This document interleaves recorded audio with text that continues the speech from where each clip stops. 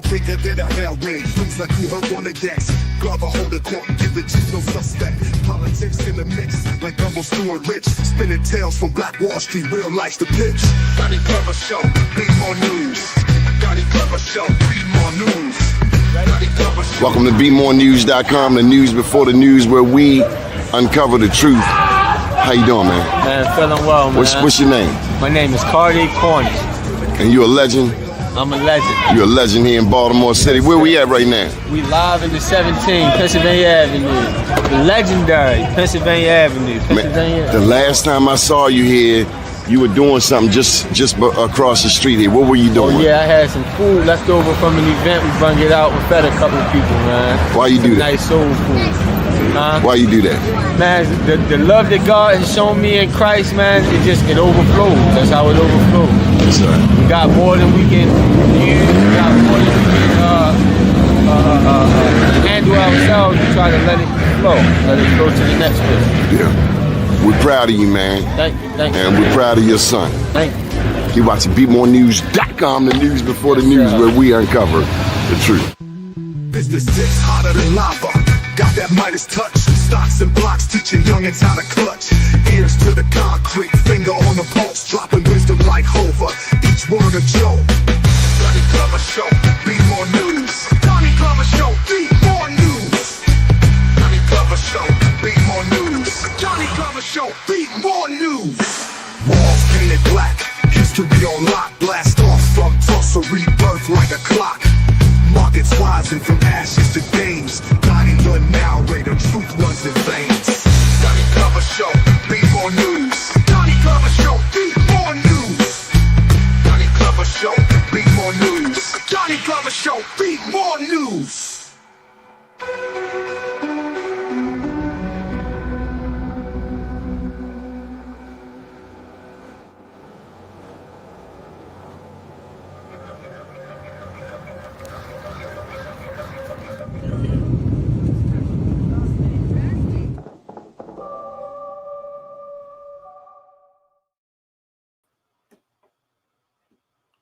Good evening. My name is Doni Glover, and for 31 years, I've been asking questions as a journalist. But there's one question that's been with me even longer, for over 50 years now. A question that just won't let me go. Who are the real Indians? You see, I've always been fascinated by Native Americans. Always rooted for the Indians and the cowboy and Indian movies. Always, innately. Don't know why. As a little one. Teeny bopper. Just drawn to their history, their resilience, their truth, the stories of Geronimo. That was my favorite story. But the older I get, the more I have to ask. Did America lie to us? Were we already here?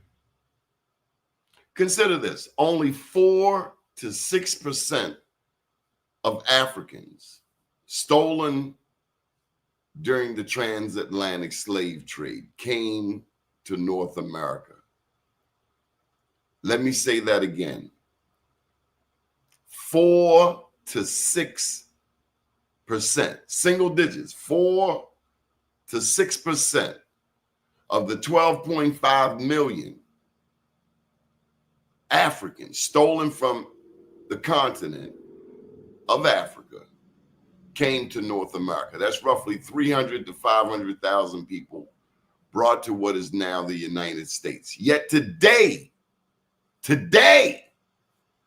Black Americans number 44 million strong. How does that math work? How do you get from 500,000 to 44 million in just a few generations? Unless we were already here. Tonight, we're going to explore that question and others, not with easy answers, but with the kind of honest inquiry that good journalism demands. Stay with me. Mafia Shakur, how are you, sir? Peace, Mr. Donnie. All is well. How you feeling? I won't complain. I see. Got Horace chiming in. Got a little something for us. That ain't the one. Things got moved around in here. Things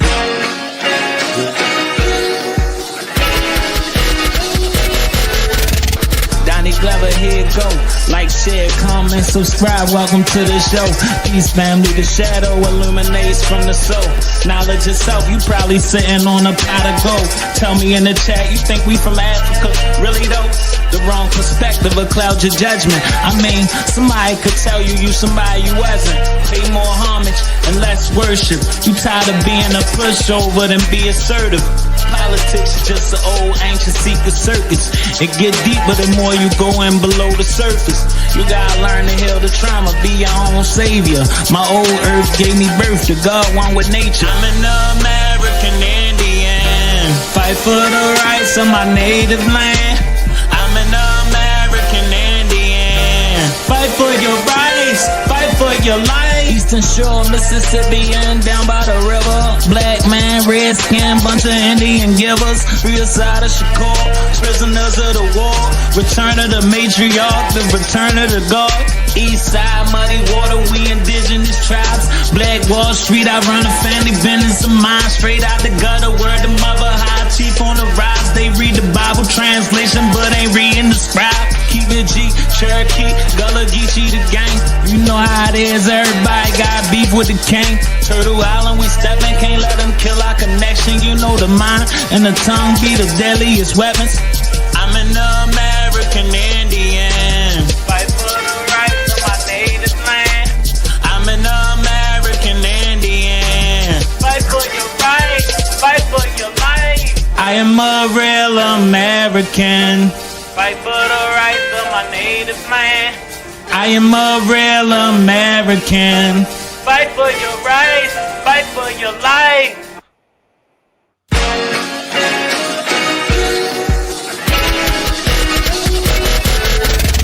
Doni Glover, here it go. Like, share, comment, subscribe. This is in just outside of Mexico City, Teotihuacan. Teotihuacan. Massive. How you been, Mafia? Let me bring up your board. All is well. I've been great. There you go, Hars. Hey, Hars. Peace, my brothers. How y'all doing? Peace to the God. Peace, brothers. Peace. Man, I watched can y'all hear me? Of a black man in Russia, and he was interviewing other blacks in Russia who spoke English. They tended to be from Africa, but it was very interesting. I had never seen anything so normal coming out of Russia. Very good job. I saw it on YouTube, a whole 40-minute documentary on blacks in Russia. There are blacks in Russia, and they do identify quite often with hip-hop culture. Planet Wells, how you doing, Elder? Good. What's the word? Blessed. Hey, everything is everything. We're moving and grooving. How's everybody doing? All is well. Peace to the planet. Good. Absolutely. And then we got Brother Hannibal. Hey, what up, though, everybody? Hey, now. Peace, God. Yes, sir. So you got Chicago, Detroit, Hawaii, Baltimore, all on the line. This is a national show. Hello to our, we get some heck of a comments in our comment section and the chat. Grand Rise and Michelle Walker. Hey, what up, though, Michelle? Hey, now. Right. So Hannibal, this is down outside of Mexico City, Teotihuacan. We never saw this growing up. We never saw pictures of this, a lot of us, that is. Can't speak for those very astute Native American scholars. But for the average person, we haven't seen this before. Well, Correct. I think this is like what got to do with the Mayan civilization. And that got to do directly with us as well. Like us Muskogee down in Alabama and across the Southeast and Chickasaws and Choctaw, we descend from the Maya people, or even more ancient, the Olmecs. So this is the knowledge that is missing, but the knowledge is there when you dive a little deeper, but you have to dive to the point where you understand Spanish and stuff like that. You got to be able to be, like Doni said, astute of certain knowledge. You know, when I first put up a Black Indian video about a decade ago, I had some cats from Central and South America saying, look at their nose. Look at their lips. They are Mexican. Oh no, but you can look at the braids that they had, the tassels on the braids and stuff like that. It was you can't find it no more, but they said they found one of these skulls like this down in Alabama. But you can't find that information on the internet no more. So a big challenge is we have people who are hiding information from us. Right. I was sharing with someone, well, you know what? Let me switch gears because I'm getting ready to pass the ball to Mafia Shakur. But I got a couple of things to share with you. So just 3 pieces. And then Mafia, you'll be up.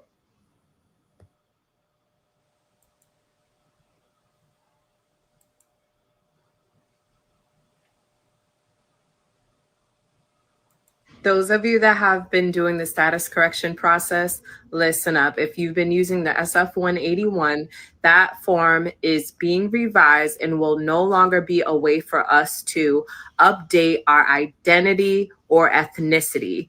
The only way would be through a affidavit which Sharif Nine Feathers Bay has created to put on public record in order to be federally and globally recognized. Please listen. There's a deadline for 2026. So remember, the Moorish Americans, there's no more white status after this year, right? All would be presumed as being black status unless they put not their nationality up, their identity on the record, on the public record, the proper way. Sharif and I had a live event for this. If you missed the event, go ahead and comment replay so that you can get started on your process.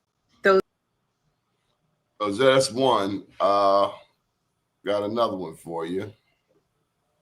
Would love to get your feedback. Yeah, that's a powerful piece. Because I think the confusion, Sister Secrete, she was schooling me on this topic too. We are putting our status on the board, as they say. We're not correcting our status. We acknowledging our status on the board. Yeah, we submitting it on the board as opposed to correcting it, because we already did. We just numbers in the system as opposed to living souls. Okay, here's your second piece. Is this you discussing Indian blood? We're going to judge people by whether they have Indian blood, whether they're qualified to run a gaming casino or not? That probably is me, absolutely. Because I'll tell you what, if you look at some of the reservations that you've approved, you, sir, in your great wisdom have approved, I will tell you right now, they don't look like Indians to me, and they don't look like the Indians. Now, maybe we say politically correct or not politically correct. They don't look like Indians to me, and they don't look like Indians to Indians. And a lot of people are laughing at it, and you're telling how tough it is, how rough it is to get approved. Well, you go up to Connecticut, and you look. Now, they don't look like Indians to me, sir.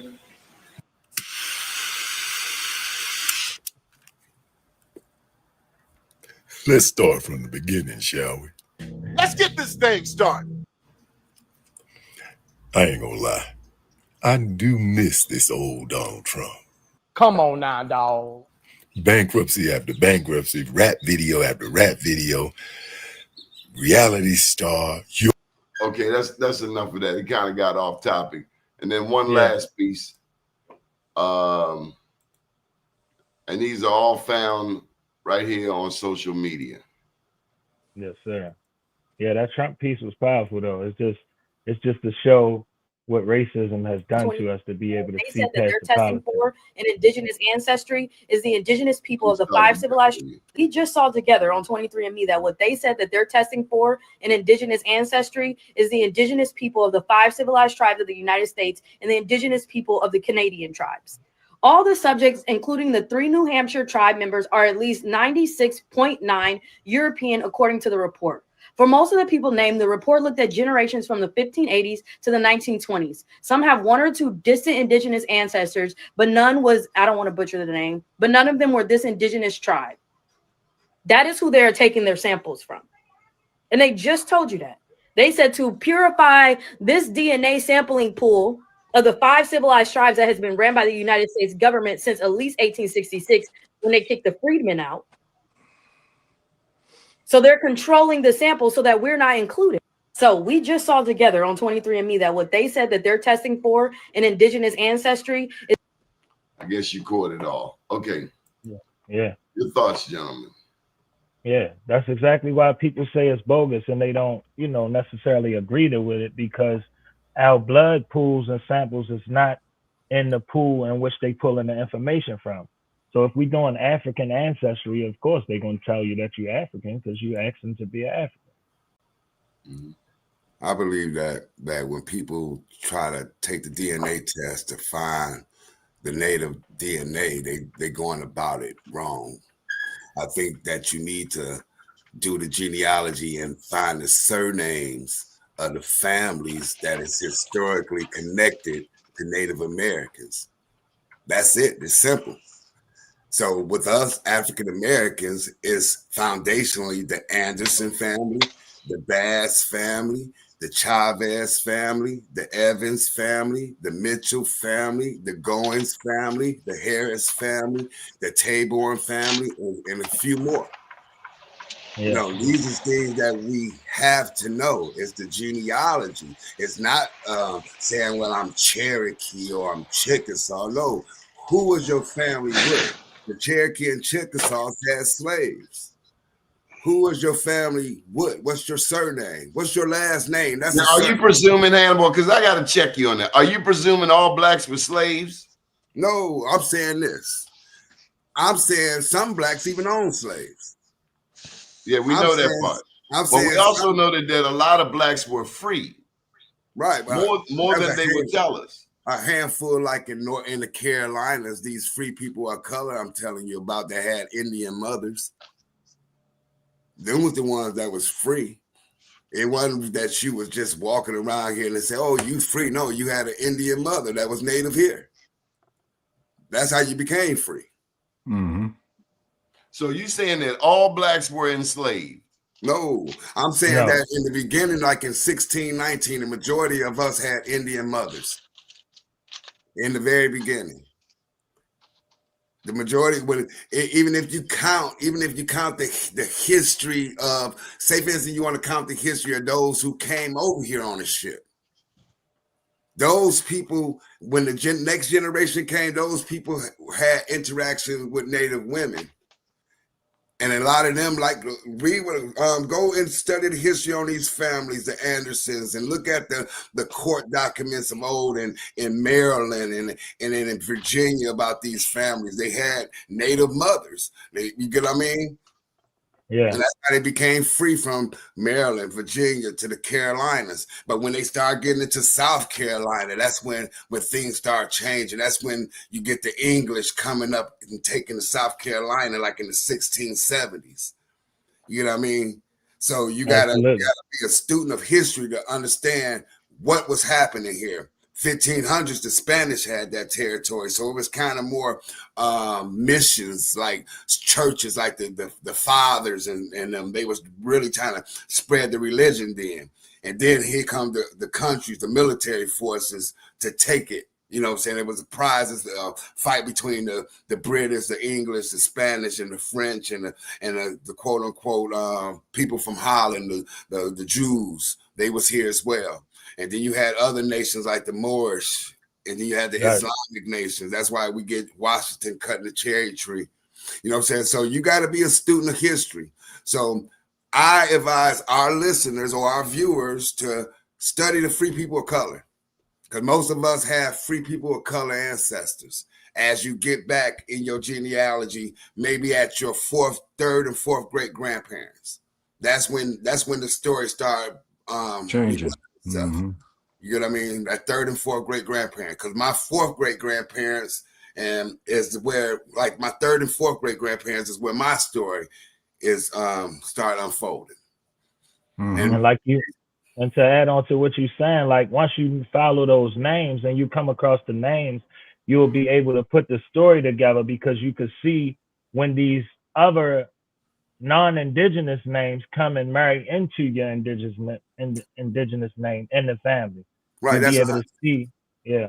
That's 100% sure. That's 100% sure, because you can actually see the Ladino Moors, the quote unquote black Moors that came from Morocco. You can see the Scottish whites and the Irish whites that intermingle. These are all groups of people that intermingle with quote unquote native groups. You get what I mean? And then you got to realize it wasn't just 5 tribes along the east. It was hundreds of them. You get what I mean? But it was only them 5. They talking about them 5. Yeah, think about them 5 tribes. They was with the government. They the ones that was outing us off the land. Well, they was playing both sides of the field, because you had people like McGilvery and McIntosh. They was also, yeah, they was British. They was part of the British Army, and then they was also part of the Creek Nation, the White Sticks or the Lower Creeks. So now you see why the Creek Nation was destroyed within, because you had a group of Scottish Creeks who were in line with the British or the British Empire, like King George, and like you were talking about that 1763 proclamation. You know what I'm saying? These Scottish was trying to make I think they was trying to encourage their status amongst the white hierarchy system. You get what I mean? So they was actually trying to say, well, we got this land, and they're trying to barter between the English, the Spanish, because these are the higher type of quote unquote whites. You get what I mean? In their system. So it's a deep thing, and then we gotta immerse ourselves in history now. We gotta not be so involved in current things. You know what I'm saying? The current things is only reflection of things of old. You get what I mean? And that's seriously. You gotta look at the root. Right. Right. You know, I'm so anxious to just tell our people, and I was thinking of what to tell our audience, but I think the genealogy is where it's at, because with the genealogy, you start getting the heirs. So when I'm naming them Bass and Anderson families, we talking about heirs to empires, to heirs to tribes now. You know what I'm saying? Absolutely. Shout out to the chat too. You know, that's how we really connect in family ties. And I connected to my family down in North Carolina as well. Yes, sir. Yes, sir. That's them shouting me out. So the genealogy is very important, like you say, following your surnames. And once you know the names of those who enslaved and who owned land and who was a part of the colonization, you can know where the colonization comes into your bloodline when you're looking at the ancestors and who their children were and who their spouses were. And this is how you put the story together. Yep, I see that comment in our comments. Look up Louis Anderson. I think he was born somewhere around 1713, somewhere around that time. And if you follow him, you'll start seeing the groups of families, and you'll start seeing them moving from Maryland, Virginia, down to North Carolina, South Carolina, over into Georgia, to Alabama, to Mississippi, to Arkansas, to Texas. So you see what I just did, like the L going down. That was like the migration from the very beginning of the colonies all the way to the West.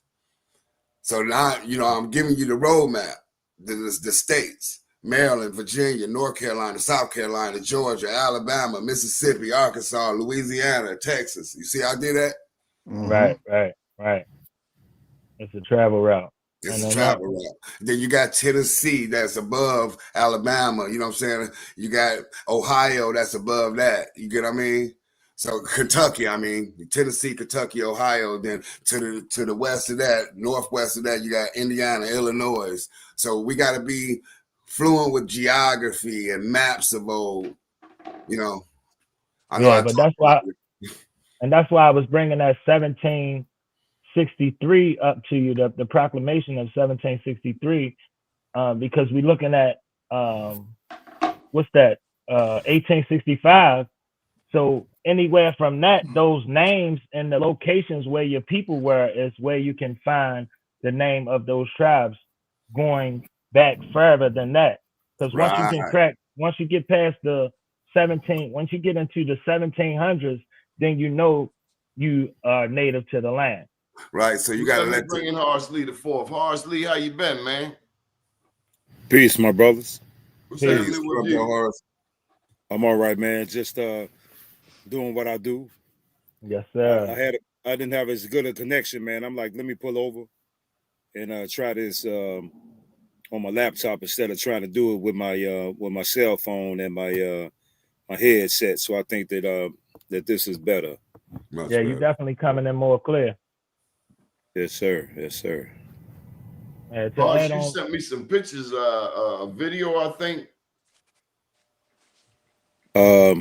Probably so, man. I can't remember exactly what it was, but I got a couple of pictures I got lined up for whenever you want me to share the screen. But I'm just right now just listening in on what General Hannibal was saying over there, man, about the lineages across the land, man. I think that's important in aspect of dealing with for the last 500 years.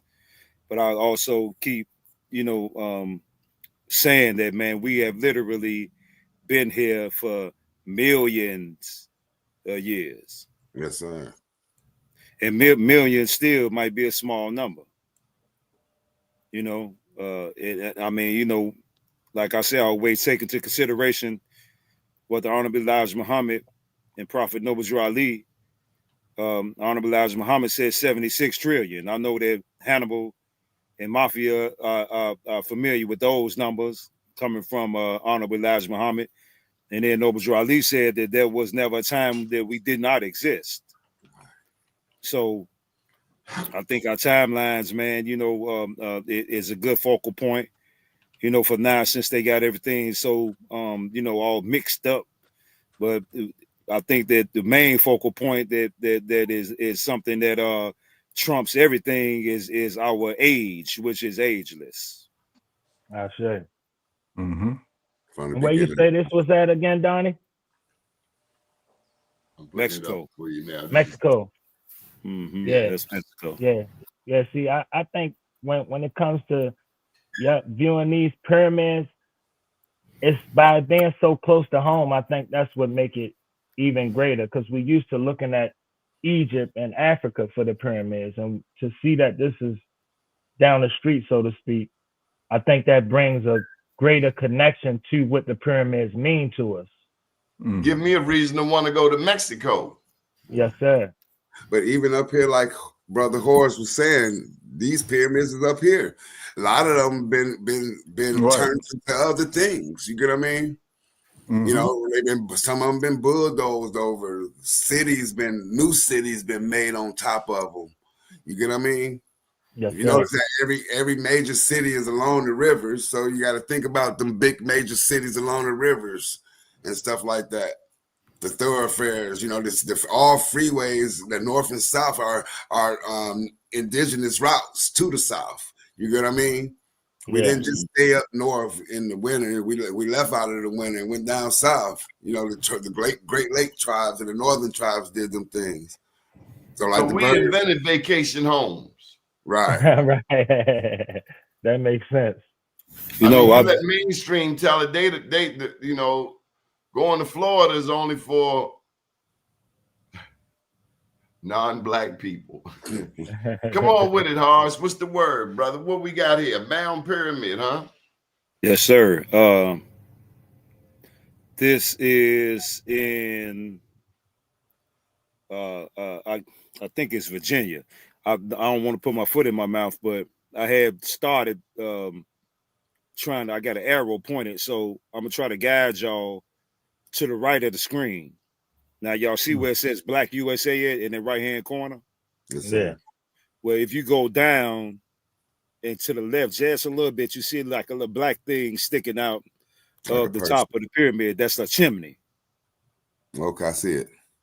Yeah. So, you know, I had, you know, put one together where I had the arrow pointing to that so we could actually see it.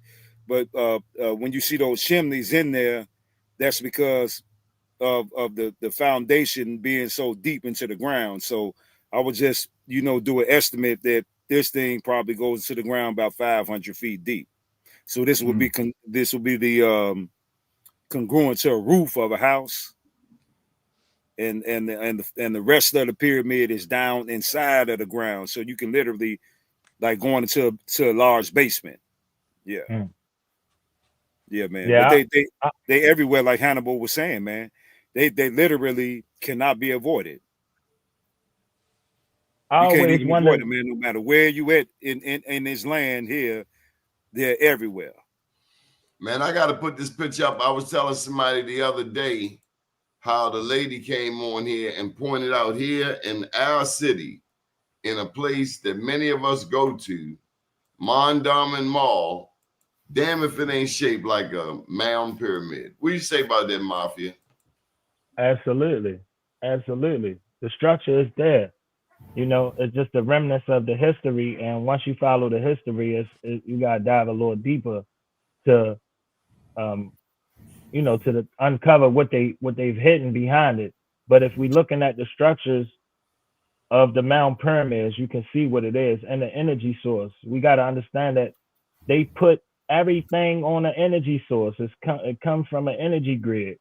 So that's. Then Mafia, how you know that? Or you just repeating what Horace said? How do you know that? Where you get it from? I know this because I'm a grid myself. I come from an astrological, cosmological concept. So from the time when I was born in Baltimore City, it set something off in the cosmos. So as I study my astrology. Did something happen to you that didn't happen to the rest of us? No, I was just aware of what happened. I was just aware. See, I remember being in the womb and things of that sort. You know, I could feel the vibration. I remember that stillness that Wells always talk about because I came from that. So as I remembered and you recovered, saying it like nobody else came from that. We all human, right? No, but what I'm saying is I was aware that I was coming from this. So I found that in my life travels and my life journey. Correct. Is that everybody? People were not aware. A lot of people weren't. Yeah, absolutely. A lot of people aren't aware. This is why we are given religion, why we are given misappropriation of culture, miseducation. Well, I mean, how do I know that you telling me the truth? How the hell you know what you was doing before you even had a brain? Come on, Mafia. Well, the first thing would be, Donnie, when were you aware that I was alive, a human being? Probably 2-3 years old. Consciously. Okay. In the womb, I mean, damn, but y'all had some monitors hooked up to y'all. Well, I know you just saying. It's the consciousness, Donnie. It's the consciousness. I was conscious before I was born. I was consciousness before I had a vessel. But you're saying it in a way like most people are not conscious. Donnie, most people are not aware of that. Donnie, do you remember when you discovered that you had a personality?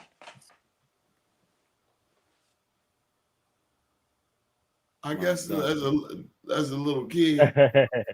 You know, that's an Indian word. That's a native word right there, Mondawmin. Well, let me tell you, it's a damn mound pyramid. If I ever saw one, Mondawmin Mall, where everybody in West Baltimore go to, is a damn mound pyramid. So now the question is what was it before it was turned into a mall? Is it a burial site? Is it a ritual site? I would imagine historically I could easily see it as a burial site. We also got to realize there's an energy there. Everybody loves this place. It could be a ritual center. where they actually did rituals, and it could be a ley line or powerful energy grid that exists under there. Like Mafia was just saying, they don't build things on top of these things just haphazardly. See, they literally are harnessing or subduing the energies that originally are there, and to revert them, or to make sure that we don't realize what's going on when we feel a certain way. So everything that they do is strategic, man. It's not, they don't do anything by chance. I sent you guys this picture here. This is Virginia. Now, I if see anybody, steps. I see a step pyramid. Yes, sir. You on it? I mean, it you can't help but see it. You know what I mean? And that's how they. But the thing is that I was riding past these for the past 5 years, and I didn't see them either. Up in Maryland and stuff like that, in that part of the country, the names of the chief was called a Tayac, a Tayyac. And them places like that, you can easily find out what they did. Like in Baltimore, that's I believe what's the Mafia Accomack. Yeah, Accomack. In the Piscataway, Kanoi. You can find out what them sites was used for by studying them tribes. So that's why I'm trying to tell people that become aware of what tribes is where. And it's easy as Googling it now. You get what I mean?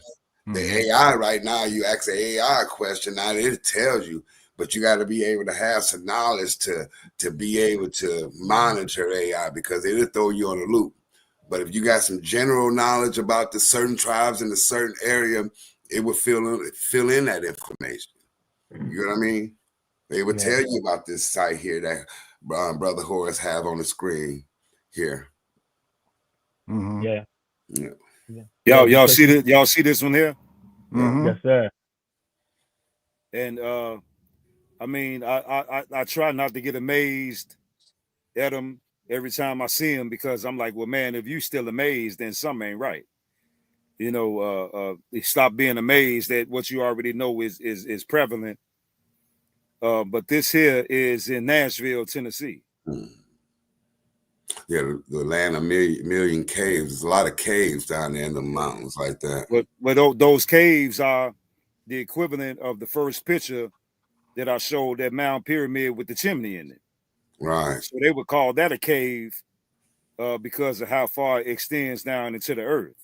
Right. So go ahead, bro. When you're traveling down, what's that? When you're getting down to the south, I-65, when you're going down to Tennessee, Kentucky, Tennessee to Alabama, they say the DeSoto caves and all that stuff is number caves after you pass that Corvette museum that's down there. Yeah. Well, you remember that one picture that you had Doni to pull a few episodes back, that step pyramid. That, remember, it was green. Right. And I mean, it's obvious, man. I saw a pyramid in I want to say it was either Virginia or West Virginia, but man, and I've looked for that map from an aerial point of view, because when I was there, I couldn't stop to take a picture, but I made sure that I documented the exact location where I was at, coordinates it. So now when I try to find it from an aerial view, I can't even find it on Google. And why I can't find it on Google, I don't know, but they erase some of that stuff. They kind of paint, draw over the certain locations so people can't find these historical things, because a lot of people go like what they call like a scavenger hunt for these locations. So they have paint them out on maps and stuff like that. Yeah. Yeah. Well, no, Albany. I'm listening. No. Well, Albany, New York, Chicago, Illinois, Walker, Louisiana, Atlanta, Georgia, Smyrna, in particular, the Cahokia in Collinsville, Illinois, as well as Lincoln, Illinois, Newark, New Jersey, Oceanside, New York, Brooklyn, New York, Egg Harbor, New Jersey, East Brunswick, New Jersey, Philadelphia, Pennsylvania. These are the actual sites that I've seen with my own eyes that are all the largest pyramids, like this one right here. And Waste Management is in control of each and every one of the pyramids that I just named. And like I said, that they bind our ancestors and the energies that are produced from those particular sites with their garbage that they piled into them. Like I said, the one in Shirley Chisholm Park, State Park in Brooklyn, they said that they were dumping 10 metatons of garbage in those pyramids per day. 10 metatons of garbage, man. You know, but this right here is right outside of Augusta, Georgia, but it's on the South Carolina side. I would actually have to look at the, documentation, but it's, from this pyramid to Augusta, Georgia, probably takes about 15 minutes, and it's undeniable, man. It's super huge. So they're literally everywhere, and I'm thankful that that I'm able to, actually show the people, the tribes on the land, so they can see them for themselves. So now that you guys can see them, you can start activating them by recognizing them. Yeah, that would be like the Coweta tribe or the Muskogee or the Lower Creeks. That would be Augusta, Georgia, would be their territory there. Okay, Augusta, Georgia. Yeah, like right there on that what river is that? The Savannah River. I like I say, they had 25 of them clustered right there together, and they got one left. They destroyed the majority of them, and they got one left. But then there are a couple of more remnants of them that's around certain areas, and the way I recognize them is because of whatever granite or material, for the most part, that the ancestors were building them with, they don't change colors.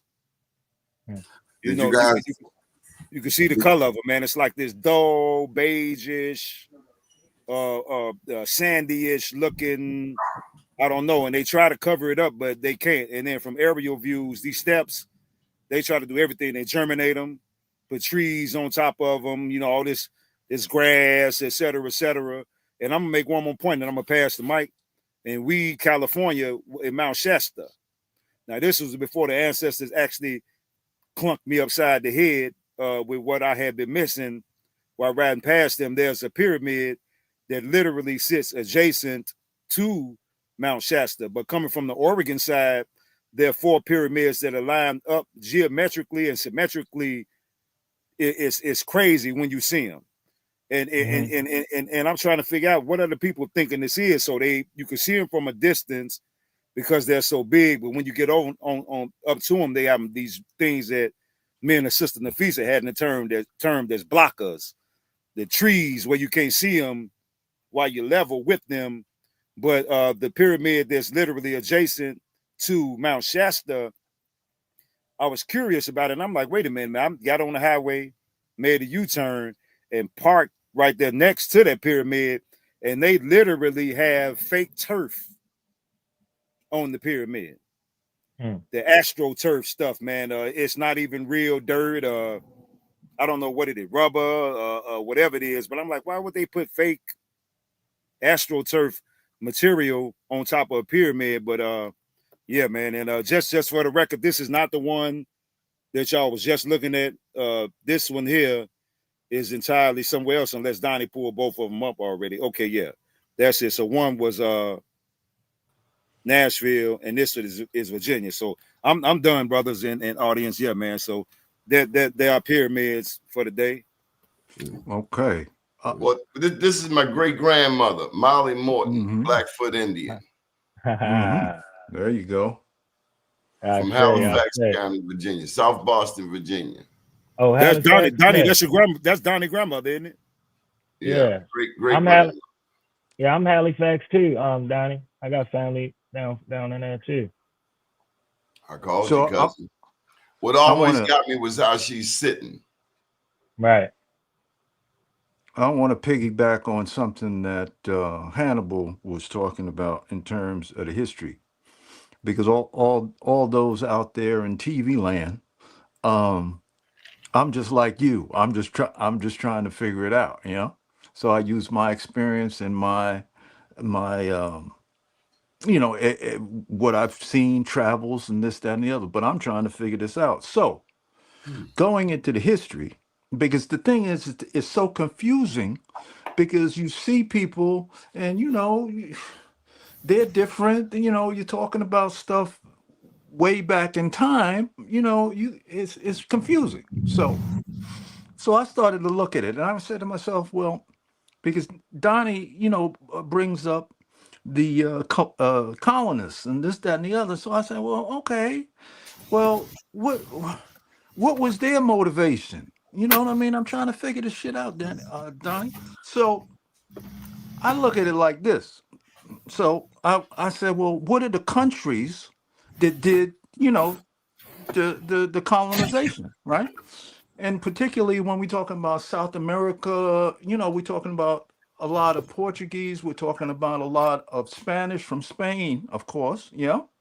So then I said to myself, okay, well, let's look at kind of the timeline, you know. And so we're talking about, you know, 1492. And then you say, well, what was going on in Spain around that time? Right? The Moors were getting chased out. Columbus okay. Just as let me finish. So from 1476 to 1832 was the Spanish Inquisition. Okay, you know what the Spanish Inquisition was about? That was about exercising the dictates of the Pope. And the Pope, okay, created all these mandates for the kings and queens of Europe, okay, to follow through. Okay, this is the royalty now. Okay, now so then I went into that. I said, well, what is the Inquisition? And the type of horrors that they were exercising on their own people based on the Inquisition, you could almost say, well, damn, they don't even seem human, what they were doing. Okay, these people, particularly women, you know, you've heard tales about the witch burning, right? Now, one of the Inquisition thing was to make you confess, okay, that you were not with the program, you were with the devil. Okay, now check it. These are the homies that spent the money to get the colonizers from Europe here. So they owed them their respect, right?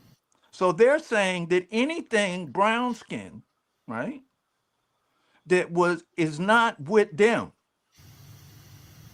don't you can do anything to them, right? So these structures that Horace is explaining are all around these temples, all of this stuff that indigenous people do because they're spiritual people, right? Had to be covered up and destroyed, right? For them to get the funding to even come here.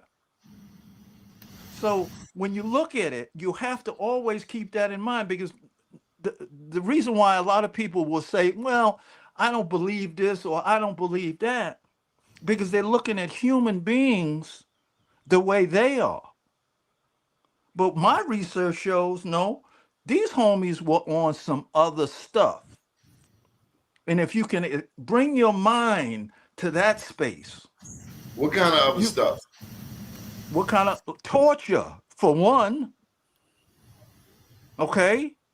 You know, they talk about waterboarding and all this stuff in Iraq and all that kind of form. That comes from the Inquisition. Mm-hmm. Okay? Thumb screws and the rack and quartering, where they tie you in 4 different places and let the horses go. Yeah, right? Rip you apart. Yes, sir. Right? So I'm saying, well, maybe we need to look, if that was the head, if that was the motivation when they came over here, then yeah, you could see how these people would destroy everything, but that had anything to do, right, with a spiritual thought that was not channeled through who? The Pope or the Catholic Church or Christianity in that vein. Right. Well, if we were so spiritual, planet, then how come we let these devils take us over? It's all part of the universal, okay, phenomenon, right? If you look at nature, right? I had a friend who had a farm in Canada and had a beautiful, beautiful, beautiful tree that yielded 200 apples, right? Well, when I got there, they were there, we eating the apple, everything was cool. But come late October, that same tree was looking real shabby and looking dead, right? So things are based on cycles. When you talk about the Mayans, one of the things that historians will tell you and archaeologists will tell you is there was this extreme preoccupation with time. They have the greatest calculations of the cycles of Venus. Okay?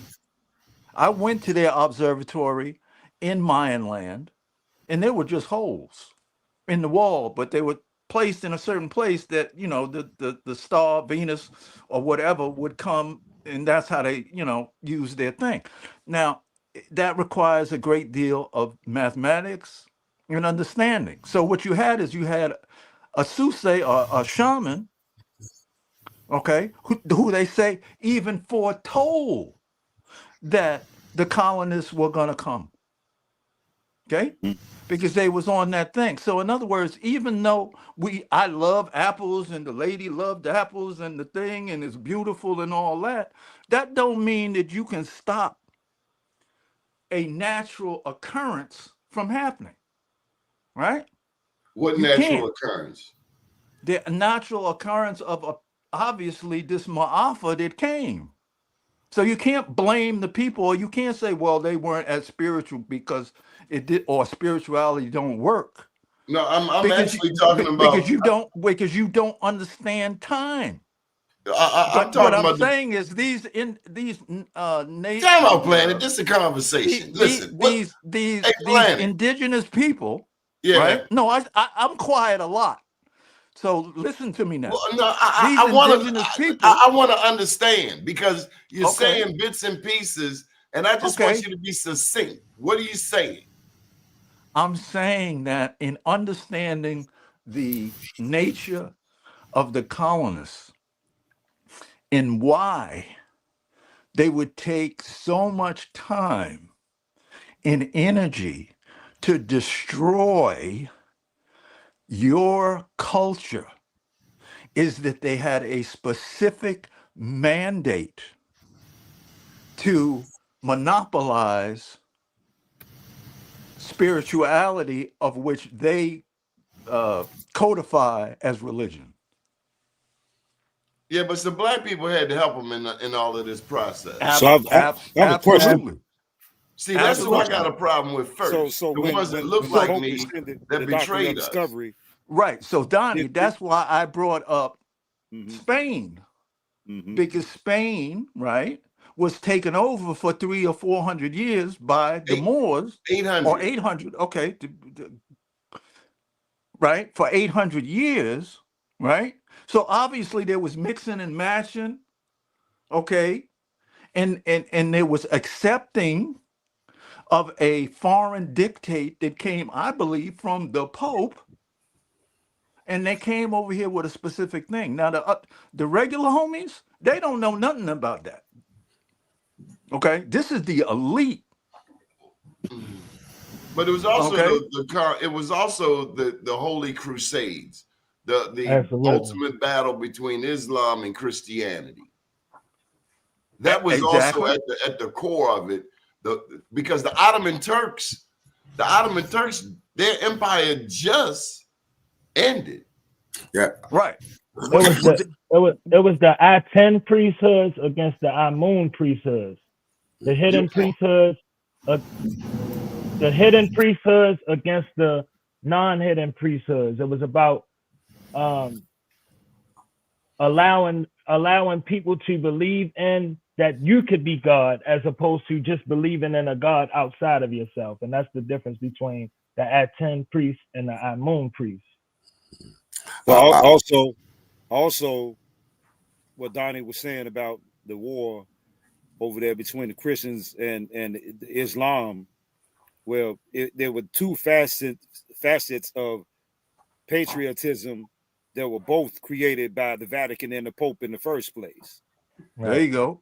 They wrote all three doctrines, and to be in a state of control politically with certain groups of people on the land over there. So they were orchestrated by the puppet masters who were sitting back watching the people believing in those doctrines killing each other while they were sitting back and eating children together. Okay. Yeah, so when I agree with Planet Wales about Spain, and I think all of us is talking about the same thing, because when we talk about the expulsion of the Moors, we talking about the expulsion of Islam in Spain.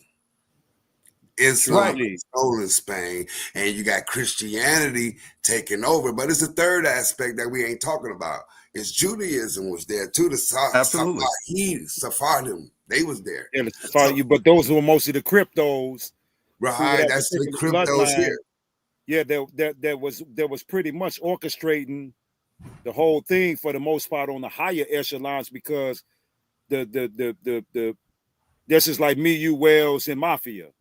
We could create our own ideals and feed them to the people, but we sitting back kicking it while they destroying each other.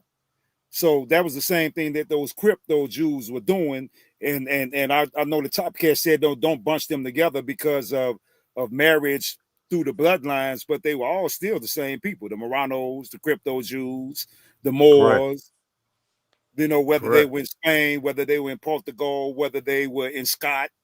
Because remember, the Scottish Rite Masonic order was the order that were pretty much the foundation of them coming over here before Prince Hall had to get a charter from Europe to be recognized on this particular land. But the Scots were always looking like us.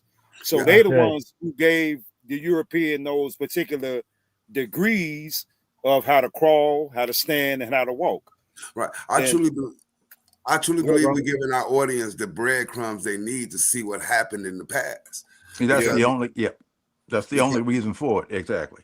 Because if you look at it, so when we get into Spain in that 1492, you got to start thinking about Spain was called Castile. So you got Castilian family, and then you got another family.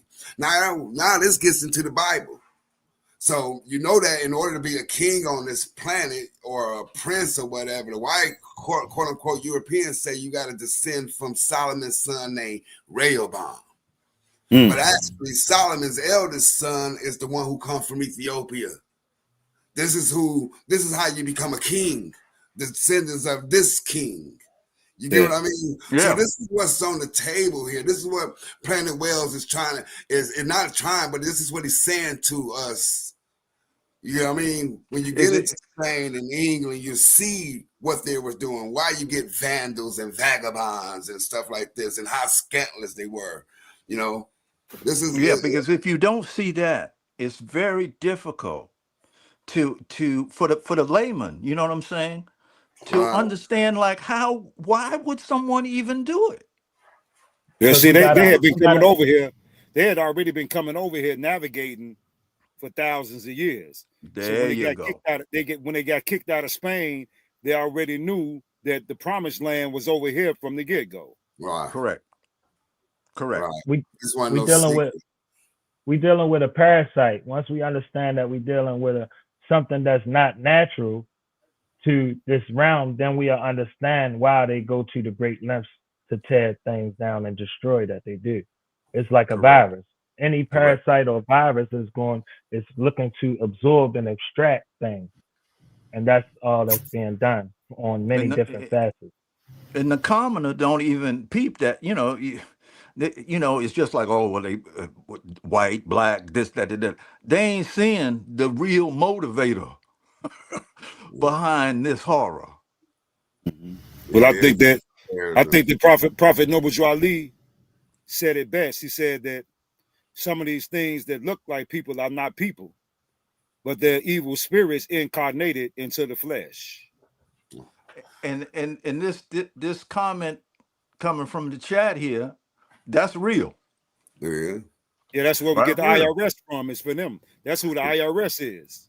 But think about what the Spanish was going through with the English at that time. They was at war with the English. The English was like, you get that movie, Pirates of the Caribbean. That's just a joke about what they was doing in the Caribbean seas down there.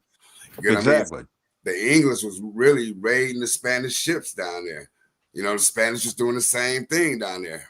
They was basically coming to make their empires and by any means necessary. If you didn't know this cross, like he said, if you dark skinned, you didn't know this cross, we kill you. Yeah, done. Done. And that's what it was. And some of the people, believe it or not, knew that cross. Yeah, absolutely. Absolutely. You can search the records through the Inquisition. But I think that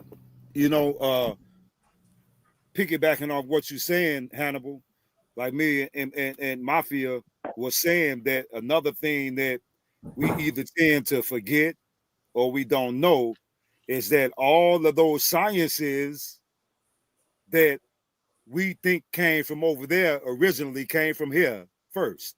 Right, and I agree. I would tell people that, like, you got Masonics, you got that 33 and the 3rd Mason. You have Masonic schools here, like in Michigan. You get what I mean? Where the higher knowledge of people coming over here from all across the world in ancient times, and they learned the higher knowledges. You get what I mean about the stars. I'm sorry. Go ahead, Planet. Well, in terms of the mythology, right? The one thing that all of these countries have in common, okay, is the belief of Atlantis, including Egypt. That's right. Right? And who's to say that they weren't actually talking about the Americas? No, they were. Because remember, they perceived this as the new world. Well, it was new to them. It wasn't new to the millions and millions of people that were over here building these wonderful monuments that Horus is uncovering.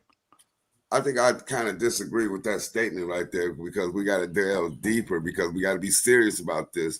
The Moors was in the courts of the Europeans, especially in Scotland. Exactly. So they didn't take it from them. Right. They gave it to them. Right. When you see Congress and the House of Representatives, and they sit there and they were back in the days, if you remember back in the 70s and the 80s, when TV went off, also before C-SPAN, you seen the House of Representatives and the Congress all day. They was making laws. This is more stuff that they learned. This is what they was doing on TV. But half of us didn't realize that then. Correct. You know what I mean? Go ahead.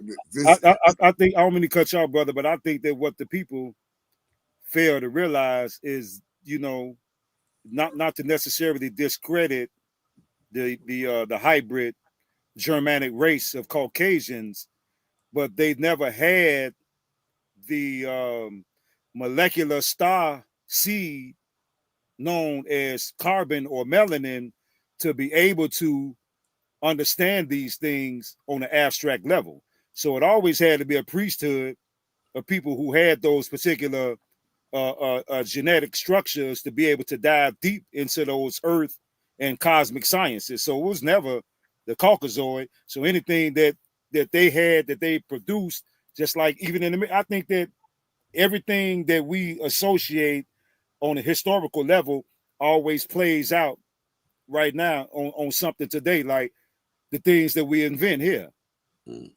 Or so the music that those sciences originated in Greece and Arabia. I'm not sure where Byron Carter is getting his information. He's correct. He's correct about that statement. But those he is particular not ones, correct about that statement. but Those no, sciences did not start in Greece or Arabia. They were. but no. Though they start, well, I mean, technically they It started says in Egypt. originated in Greece and Arabia. That has never been But my no, understanding. oh yeah, I was looking at the originated part, but see, he's talking about the Etruscans. You know, but so they went by different names throughout the times, but they all got their sciences from Egypt, and Egypt got their sciences from America. Right. It was a global trade. You know, like when we talk about like Arabia, we look at algebra, how we express the unknown. That's Arabic, Arabic knowledge there. No, that ain't no damn Arabic knowledge. Okay. No, I can't buy that. Where'd you get that information from? So when we talk about, I'm proficient at math. When we talk about sine, cosine, I'm proficient at math too. I'm telling you. So when you know what the word algebra means, it means equal on both sides. Algebra is an Arabic word. Yeah, but the original. I get it, but the bottom line is it means equal on both sides. That's my understanding. So algebra also, you know, we look at numbers as base 10 numbers. It's base 2, it's base 8, base 16 numbers. So when we talk about them type numbers, we talk about how computers and all them things read. So mathematics is not just as simple as 1, 2, 3, 4, 5, 6 or decimal numbers. You know what I'm saying? I'm talking about the whole gamut of mathematics. The people from the East understood the whole gamut, or like Planet Wells will say, the spiritual people understood the whole gamut of mathematics, logarithms, and all these type of things, or quantum physics. When you do something like a result, like if I slap you and you do something back to me, and it's safe as the quantum physics is the opposite. The things that you might not did occurred as well. You get what I mean? So we live in a paradigm, and we got to understand this. Everything ain't as simple as we think, and the past is not as simple as we think. They just didn't get us and put us on plantations and pick cotton. It was sex plantations here. They was breeding people here. They was conquering people, destroying people. Some of the natives was allies with them. You get what I mean? So it's not a direct thing. You know what I'm saying? I think what Donnie is saying is that, okay, so like if you study music or whatever, they're gonna say, well, the piano was invented in Europe, and you know Mozart and this, that, and the other. But then, if you know history, and you study history, you find that no, there was a thing in Southern Africa that was called the thumb piano. Right. And when you look at it, it's the same thing. They just stretched it out. You feel me? Yeah, they you know how stretched it. Mm-hmm. Yeah, you know how they say when you look at television today, you see Hollywood. Every time a story of Egypt comes up, it's white people playing the actors. Correct. Right. Yeah, you said it right. You know, in the heart of Africa, in the hot 100 damn degrees, you got Charlton Heston playing Moses. Yeah. You got Elizabeth Taylor playing Cleopatra. Or whatever. Did they destroy the Library of Alexander, or did they copy the books? Right. And they copied the books. They damn sure stole the knowledge. Yeah, they stole the knowledge, and that's what we duplicate now. That's what we see when that's we see. That's what I'm saying. So it ain't come from. I couldn't dare give it to Arabia, to Greece. Come on, now. It started with black people or melanated people, and I'm a little tired of people getting caught up on black. You know who the hell you are. When the police pull your ass over, you know who we are. Us. Whatever the damn term du jour is, we get a little petty in this chat. Yeah, but behind the scenes, we are the ones in these like far as the car is going to space and stuff like that. Our people is with these people getting them out there.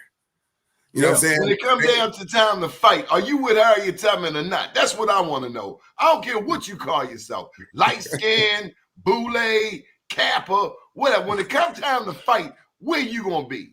You with Harriet Tubman or not? That's what I want to know. Yeah. Yeah. One of my ancestors, Samuel Miles, he worked with Harriet Tubman on the Underground Railroad down the Eastern Shore. They called him Rabbit King. That was his English name, Rabbit King. The real question is, what do we do? What are we going to do? We do the same thing. We already doing it. In the city, they're about to close down the only black charter school for boys in the state of Maryland. And what's the melanated reason? boys, brown, whatever. These little boys with this skin color. They're getting rid of a whole school here in the city of Baltimore. They say that they didn't make the grades. Mind you, 2/3 of the young men that go to this school are reading under level. So a lot of the public school systems think the charter schools take away from it. But we're in a city where kids don't even know how to sign that damn name in cursive. Well, for that reason, on minute details like you black, you Negro. Come on, man. Our people getting locked up. And we sitting up here playing semantics. We make up 30%. And that's the beauty of this show. Black men otherwise make up 30% of America's prisons. That's in our face. But we want to get caught up on dumb stuff. You black, you Negro, you color, you African American. Who cares? We locked up. I mean, it makes a difference. To your point about them closing the schools down. You locked up. What difference do it make what they call you? King Randall. I invoke the spirit of King Randall to cover those black youth. And we got to make our own. You know, can't depend on public schools. We had our own back in the days when we were segregated. So indoctrination flusters your brain system. You know who the prophets, the preachers, the megaphones, the Martin Luther Kings are today? Rappers. And the next one are athletes. That's who the hell we look up to. Come on, keep it real. That's who we look up to. We care more about this football player getting a multi-year contract. Meanwhile, they can really close a school in my city for little black boys. And then the rappers that we look up to wear mini skirts. Yeah, in a wedding dress. Yeah, basically every high school in Detroit that I grew up with and going to, we had like 23 high schools. I think it's probably about 3 or 4. Speak for me. Hey, look, we got some chatter in the chat. We're gonna put the link on here. Don't do that. Come on in here and share your thoughts. We don't like you taking pot shots. You got something to say? Come on in here. Come on, bring it on. Yeah, but to your point though, Donnie, like the indoctrination for when you coming up in school and you learning this information, it flusters your system and your brain of the knowledge of yourself. You learn the white people's story in school. Exactly. So with all the information, come on in, bro. Yeah, with all the information. Damian Hayes, come on in. Hey, Planet Wills. Yeah. When you was talking about them tying the horses to, the arms and the legs, and splitting people apart, that's where you get the logo of Levi jeans from.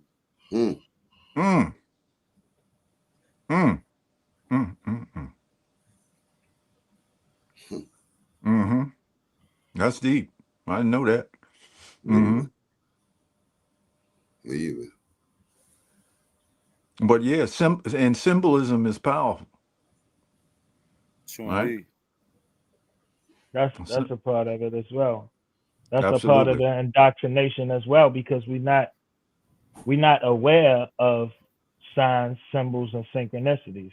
Right. So when you start to pay attention to these things, you can see it. Like I was saying, the indoctrination of being prescribed this information, and we have all this other information that's going on around us outside of the world itself is changing. We are in a new earth, a new time zone, we in a new world.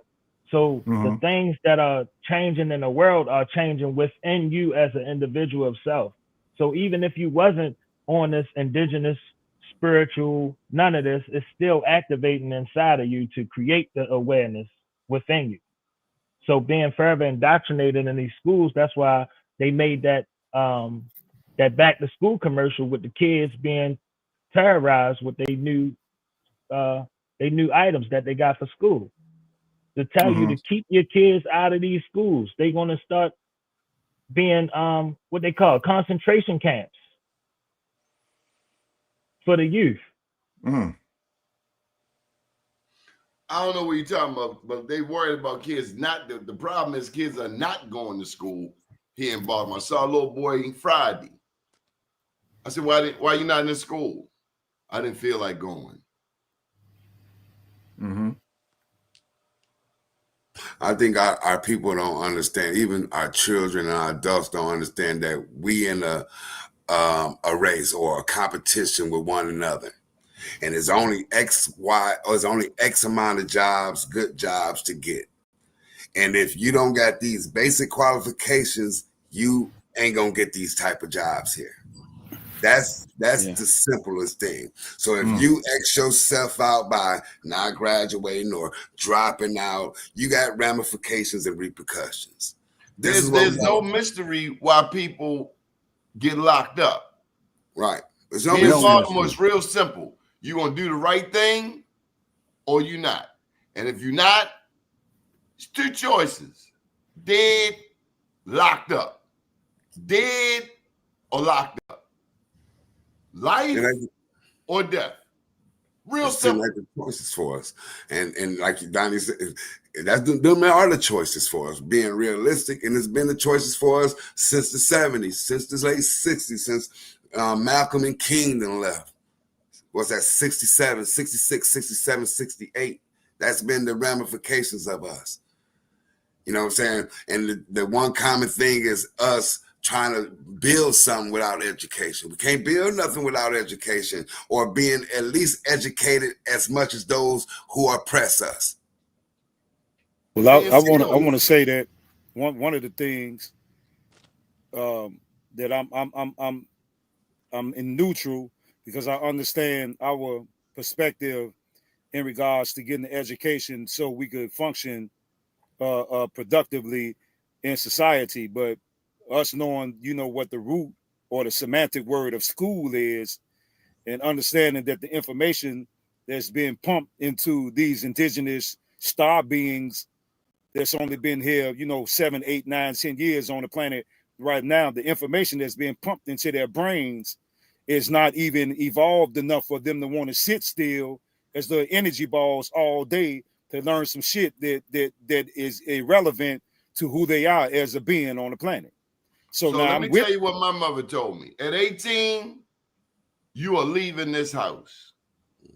College, military, or work, you're leaving this house. And I started getting the memo around 14, 15.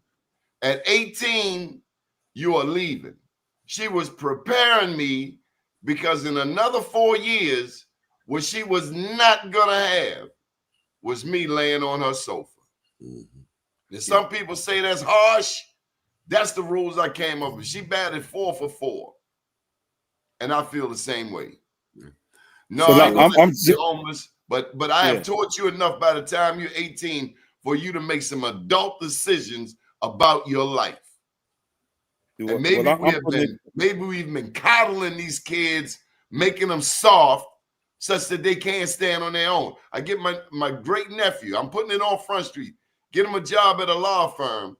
And then his auntie asked me, well, how will he get there? He gets the damn bus. We live in a city where people don't feel comfortable catching the bus, some people. And so it brings me to this real division within our community. Those of us who are the gatekeepers. There was a time we opened the door. We held the door open for each other. Now we are our biggest problem. We got more problems with ourselves than we do with anybody else. We don't like each other.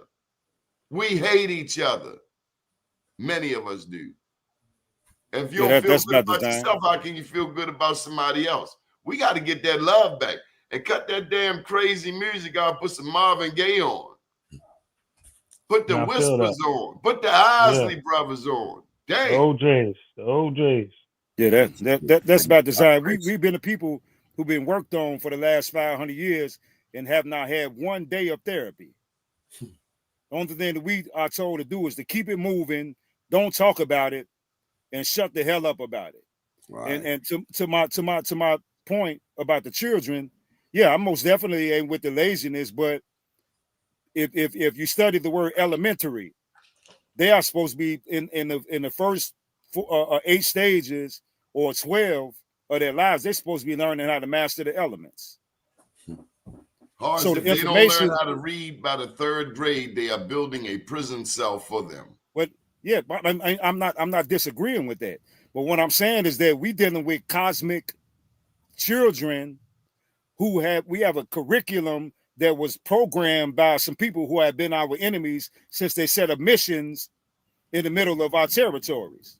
So the curriculums that come out of these missions are the same curriculums that's being forced into the brains of the children who are evolving with the rest of the universe, but the information isn't evolving. So this is the problem. Before we get them out of the schools, can we at least get them to learn how to read and write? Well, yeah, no, I'm not saying taking them out of the because schools. we are producing kids now who cannot read. Right.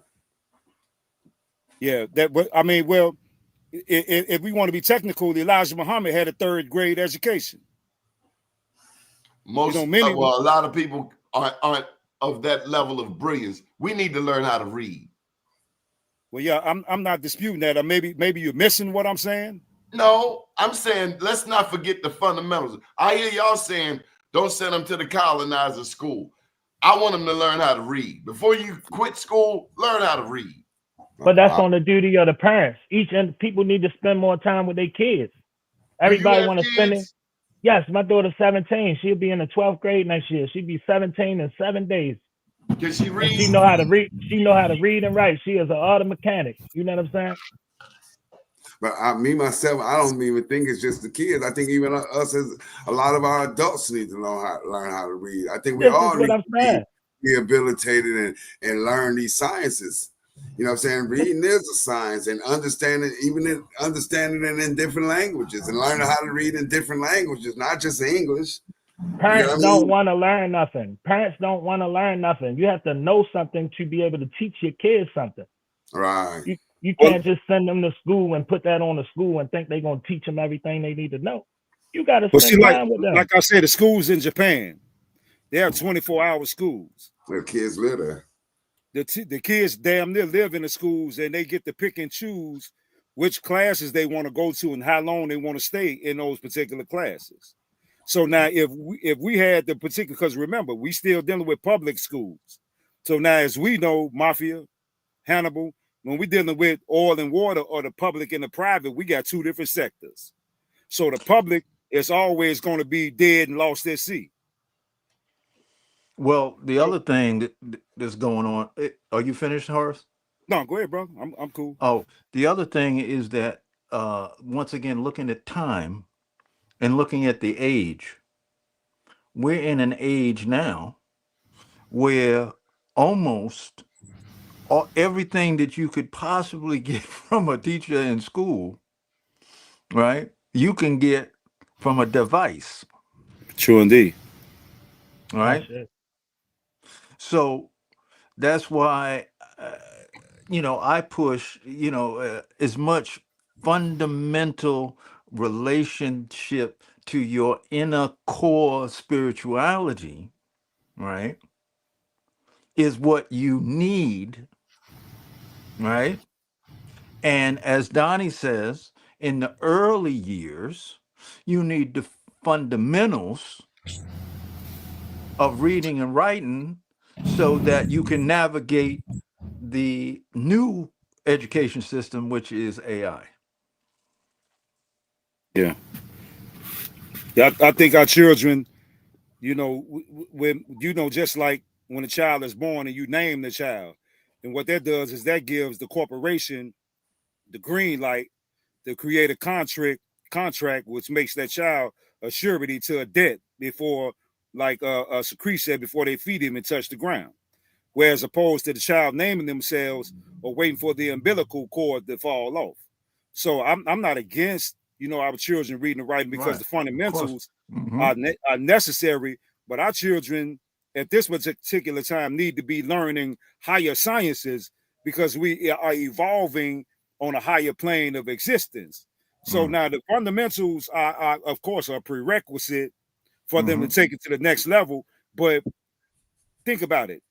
When I was 5, 6, 7 years old, I hated sitting still behind a desk all day with my hands like this. And man, I was burning up to just get out and recess to let it out. So we dealing with the energy balls that's on these missions, and we all know what the missions are, that are taught to sit there and have to live their lives according to a Pavlovian bell. Ring, time to eat lunch. Ring, time to go back. Ring, time to get out. And this is what we're dealing with, this programming, and the children are outgrowing that because they see an evolution of materialism taking place on this other end, where they're like, well, shit, why do I have to go to school when I can just be a YouTuber? You know, I can be an influencer. You know, I can sit out here and eat beef jerkies and get 1 million views from eating beef jerkies. So they're looking at it like this, but they need more something that can go into their brains that sparks their interests other than the same old run-of-the-mill shit that has come off of these missions for the past 400 and something years. That's all I'm saying. I agree, because reading was not my strongest thing. Math was my favorite subject in school. Reading, I didn't like reading. But once I got into culture, history, and spirituality, and I got them 120 degrees from the Father of Law. You know what I'm saying? I was reading about things that interest me and spark my spirit. That's a different type of education. That's a different type of education to try to force it on you.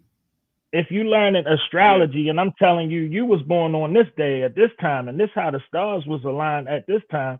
This is the ruling planet of your planetary body. You also have, this is a different type of information and schooling. So even if we go into the colonizer schooling system, it's the duty of those parental guides that we're supposed to have to guide you towards this information, because we all come from a family or a background where we had a certain practice. Your parents was Muslim, they was Mormons, they was Christian, Jehovah's Witness. But once you had a chance to learn and study a certain spirituality for yourself, you chose a different school of thought or religious practice that was more conducive to you as an individual. So this is the same thing that we're dealing with on a higher scientific, mathematical level with the information that we are being fed in society. True indeed. True indeed. That's all I'm saying. You know, because when you get a DNA explosion based on whatever degree of information, then it sort of motivates you to take it to the next level. But when you're trying to force something at this particular time without any other higher knowledge, then, you know, these children, they're not trying to hear that, man. Because see what they're doing, of course, the reading, the fundamentals, et cetera, but if they're not teaching them higher degrees of knowledge, they only programming them how to be robots for a system for the next 500 years. I believe that most people don't have a end goal or what type of career they want education for. Correct. So I went to school for aeronautics. At 18, I graduated Davis Aerospace in Detroit with an FAA airframe mechanics license. So I had a vision of what I want to do with my education. So if families have a vision of, you got a family business, no matter what you do, you got to be educated in it. Mm-hmm. You know what I'm saying? So I think that if we have a goal, most of us don't even know what we want to be when we grow up. And that's what I'm saying. Education is a good thing when you have a goal. Then you know what to be educated about. Until then, it seems like it's useless. You get what I mean? Mm-hmm. I mean, I think a lot of people know what they want to be when they grow up. It's the way that you go about it and how to get there. You know, after so long, you start educating yourself in the system. After a bachelor degree, it's up to you to get your master's, doctorate, your PhD. So you educate yourself your way. But we talking about children, though. We talking about children now. They going to universities now. It's not a high school or middle schools no more. They in university right here in Ypsi in Detroit, Michigan. Our kids is going to the university, and they with university kids now. Well, let me just narrow it down. Our girls, our daughters are going at a much stronger rate than our young men. It's roughly 3 to 10 to 1. 3 to 1 to 10 to 1. Our young men are not going to college as in years past.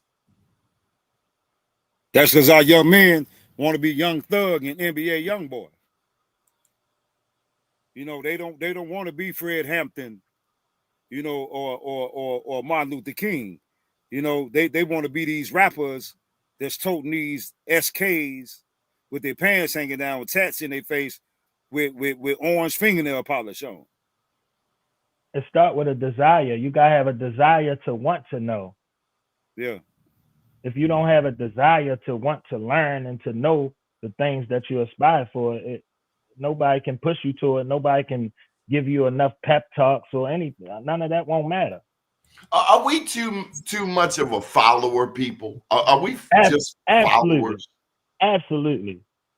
100%.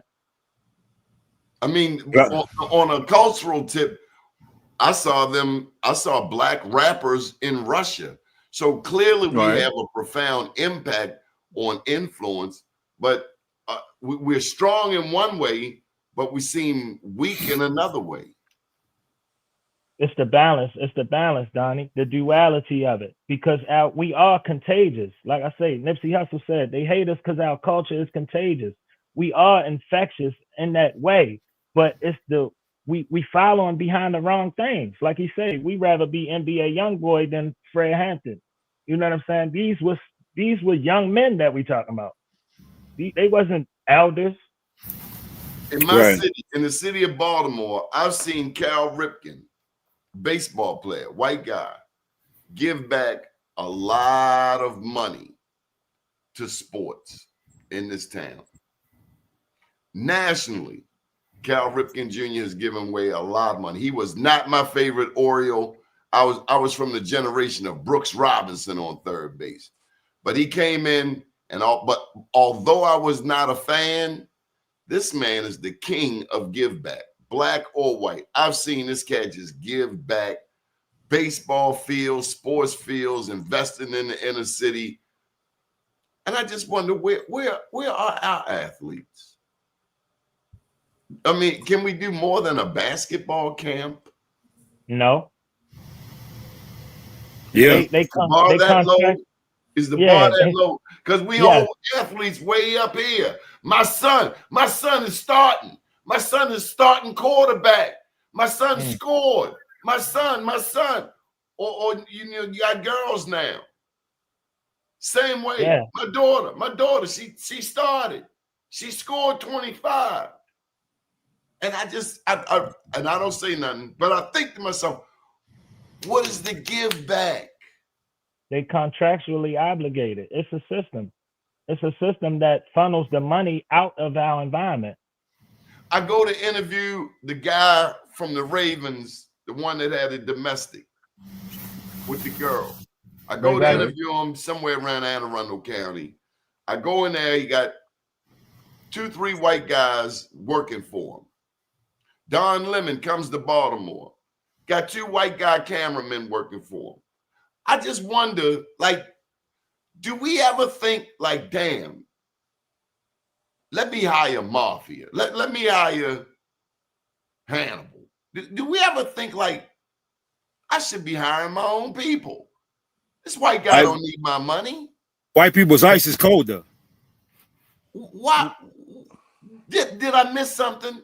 And I'm not saying I don't hire white people for certain tasks. I hire the best, of course. But absolutely. I'm gonna make a deliberate, intentional effort to hire within my community. Because if I hire an old boy around the corner to clean my yard, I'm less likely to worry about him breaking in my door. If anything, he might come let me know. Hey, somebody breaking in your door. Right. I mean, we got 2 Christmas. Look, Christmas is here. It's here. They started playing Christmas commercials before Halloween. Lot of black people spend money they ain't got to impress people they don't even like. I used to get so stressed out come Christmas time because you got to keep the woman happy. You got to peel out. But you realize, what in the hell have we just done? I had a buddy bought everybody Christmas gifts. In January, his lights was cut off. What in the hell are we doing? $2 trillion.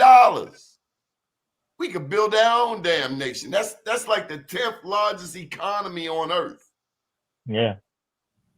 Shit, Michael Jordan and Oprah Winfrey could change or have a major impact. Just them two alone. It seems so, but it's deeper than that.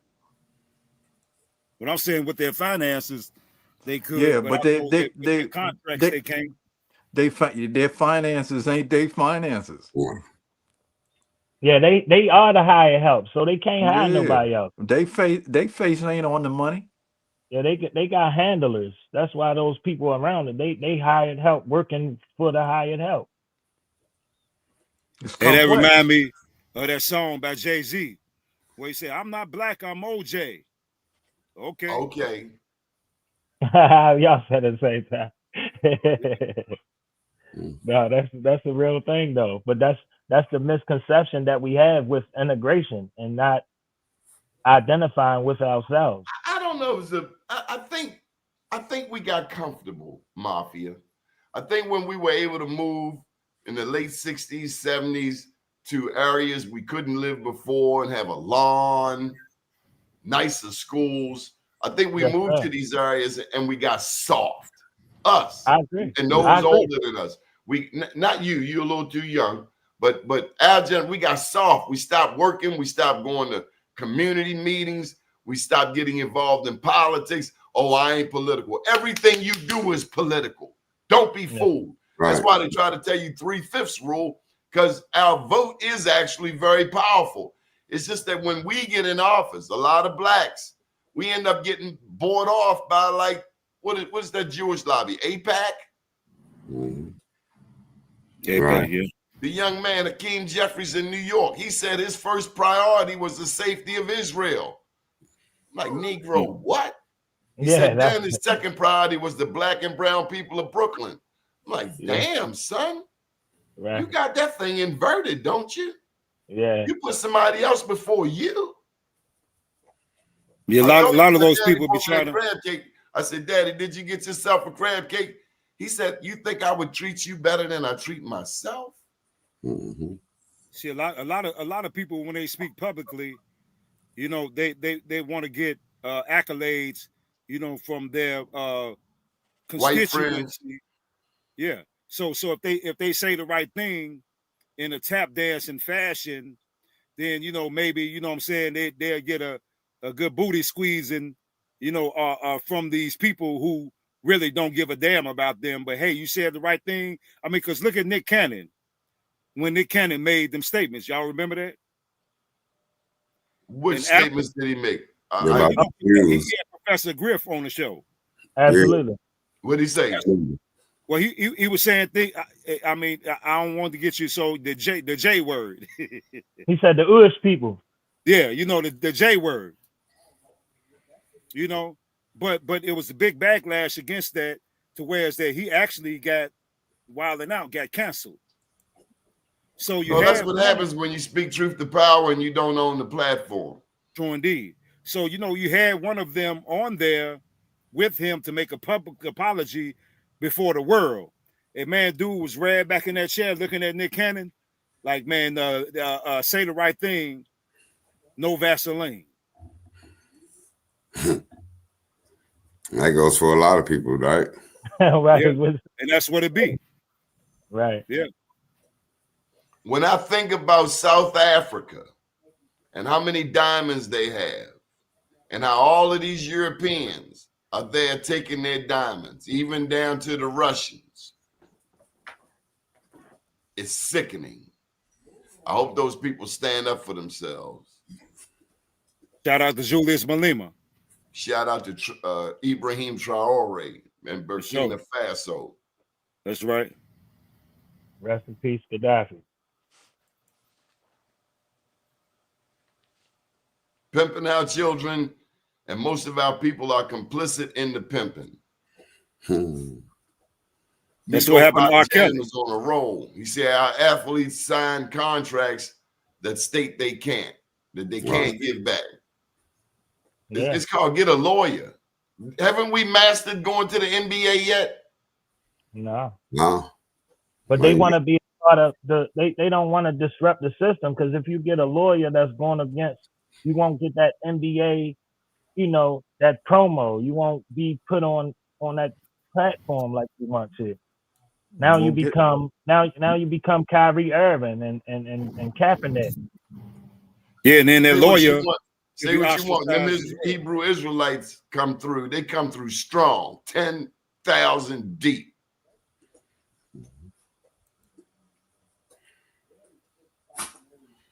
Nico, peace, Pac Jam. Are you Mikasuki?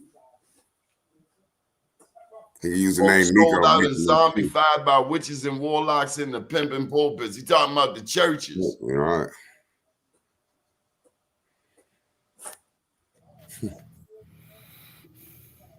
Nah, it's powerful, man. Well, the beautiful thing about it is that exactly. out of the 8 billion people that's on the planet, we are awake to what the ancestors in the universe has got us to the degree of knowledge that we are right now. Because there's a lot of people, man, they are completely clueless about anything that we speak on for the most part, man. And I'm like I say, I can't even be thankful as I want to be, but I want our people to wake up. But we at the beginning phases of it, man, and you can't stop it. It's a fire that can't be put out. Mm-hmm. I sent y'all the video of Eddie Winslow that tried to represent himself in court. Yeah. And they made a mockery out of it where he was on the right path. He just didn't understand how to do it the proper way. But as they try to trap him up with, who are you? Or who are you? In order for them asking that question, trying to trap him into an answer that that they know what's going on. Yeah. Red Stick too. Yeah. I think the more we them red sticks wasn't nothing to play with, man. Right. They were scared to death of them red sticks back in the early 1700s. They feared them red sticks, man, and them Apaches. Mm-hmm. Yeah, they even brought Geronimo out from Arizona to Alabama. If you know the story about him, Yeah. Right, everybody does. We need to wake up, and I think everybody is waking up, and I think we're doing a good job with everybody waking up and everybody listening, and everybody cross-reference what we say. We telling you guys the truth, just cross-reference. I got a question for the panel. Why was scalping so prevalent in cowboy and Indian movies? Well, that was like the Choctaw and Chickasaw way of catching runaways or catching people that was enemies of their European partners. So that's what the Choctaw and Chickasaws did. So go ahead. Also, the French, right? That you had to prove that there were Indians over here and you were doing the work. So you had to bring back to the king and queen, right? A bag, which they call the redskin bag, because it would be the skull, the blood of the scalp, right, would drench the bag, so it became a redskin bag, right?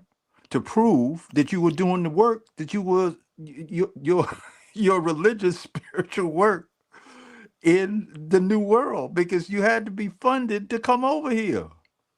So you had to show. Okay.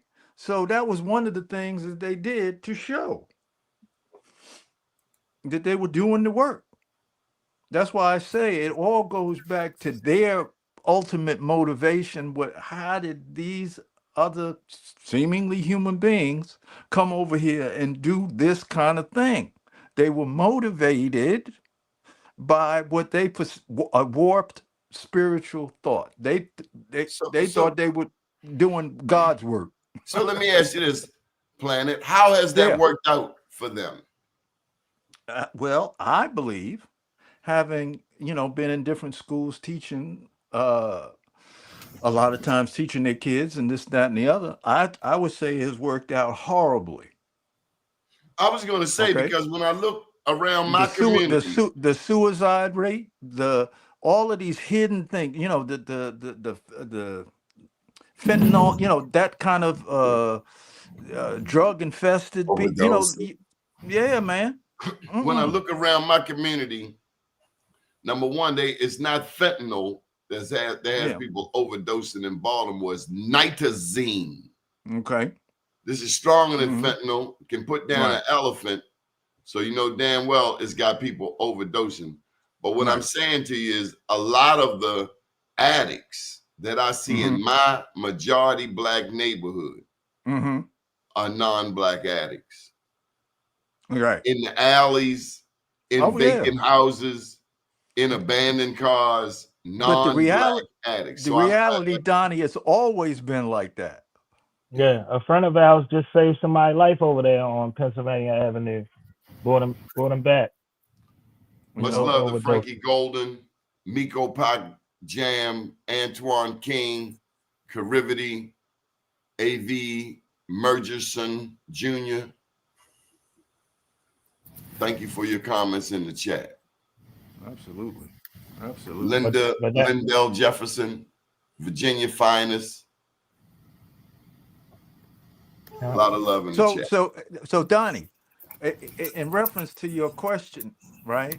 I think that a lot of people are mimicking what they think, right? They're copying after because they associate a white phenomenon with success, right? So, you know, in other words, I don't know no rapper that produces their own guns. They got to buy them from somewhere. They got to get them from somewhere. All right. We got to stop They're mimicking what we they got. see We, out we there. got to stop rapping about killing each other. I mean, correct. 100%. I don't want to kill nobody. I mean, unless it's a war, but I don't want to have that on my soul. Yeah, they can't have a career without saying that. Let them say it about killing somebody else and see how quick the music change. Right. Just say it once about somebody else other than us. So you can see it's a plan. Right, it is a plan. Say you're gonna kill somebody white tea. Say you're gonna kill. So we are growing a generation of cowards. Happy birthday. That's why people run. That's why nobody is there when you shoot somebody. Michelle Walker, it's my birthday too. Happy birthday. Happy birthday. Happy. We going into the sad season. Yeah, tomorrow we're going to DJ birthday too. So happy birthday tomorrow, little DJ. Happy birthday to Planet Wells too, man. Yeah, happy birthday, Planet. All right. Happy birthday, Planet Wells and Michelle Walker. Michelle Walker. Powerful. You know, but the along with the passion has to be the compassion, right? And we have to activate this center in ourself, deep in the heart, in the soul, that reactivate that to deal with this unbelievable situation that we have at this time. Because it ain't simple. It's very complicated. Very complicated. And we need all of our stuff, all of it, to survive and flourish. Okay? Because as negative as it is, there's always some light. I'm glad you got to attach yourself to that light. I'm glad you said that, Planet, because here's something we don't talk about on the show. Good white people got to step up too. Absolutely. If you want this country to stay strong, y'all got to remove that person from the White House. Well, that person is very sick. That person is mentally ill. But they had 500 years too. No, y'all put them in there. Y'all need to get them up out of there. Sit them down. And J.D. Vance don't need to go there. We just need a decent president. I mean, do you know people who start a problem only to sell you the solution? Well, they create the problem only to sell you the solution. Everything was fine before this idiot gets in charge. Donnie, on that note, right? I was just thinking about exactly what you were talking about, okay? And I looked at it from the perspective of racism and white supremacy, right? All right.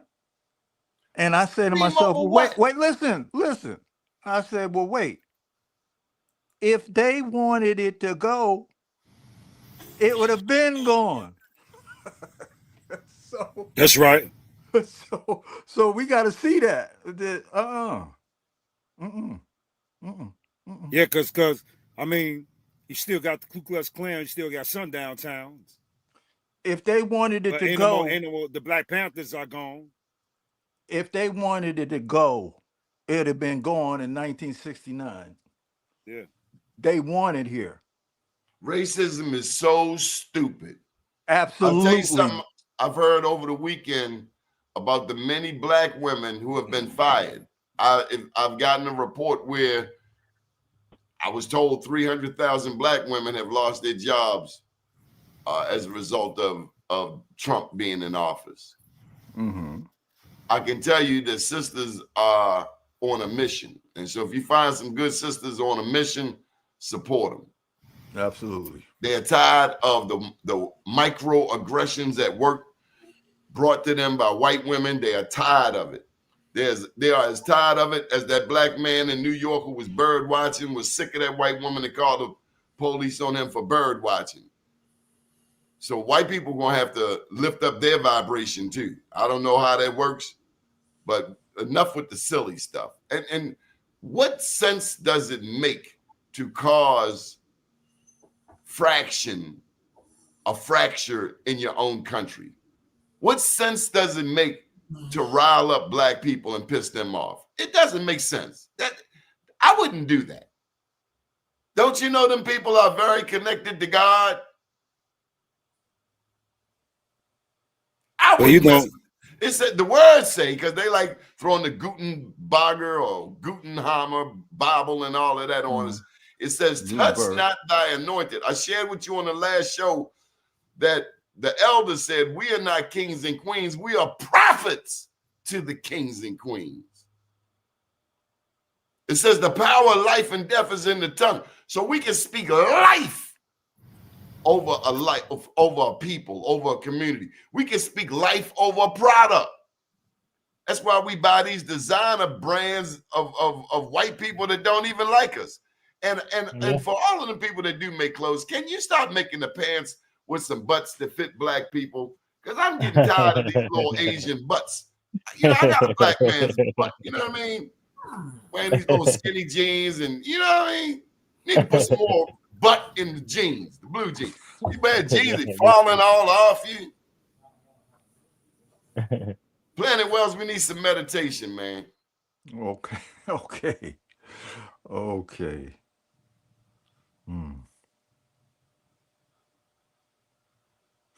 Okay, so the value, once again, of stillness is to connect with something that is not neurotic.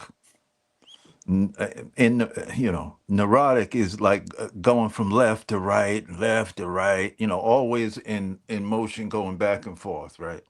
So you want to create stillness in yourself so that you're not pulled either way. You're in the center, and that center is you, and there's magic in that center. Okay? There is magic in it, but you got to have a little patience. You got to have a little, call on a little grace to be still. So at this time in the show, we try to do a small, short meditation, just as a taste, just as a seed. Okay? And Everybody, I don't care if you're in the hospital, I don't care if you're in a joint, I don't care where you are, okay? You can do this, okay? You can, okay? So here we go. Take a deep breath.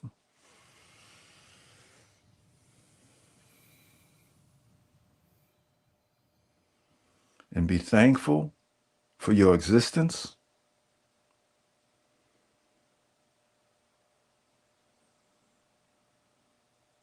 Love your family. Love yourself. And love all those who have come before you. That activates the blood in your veins.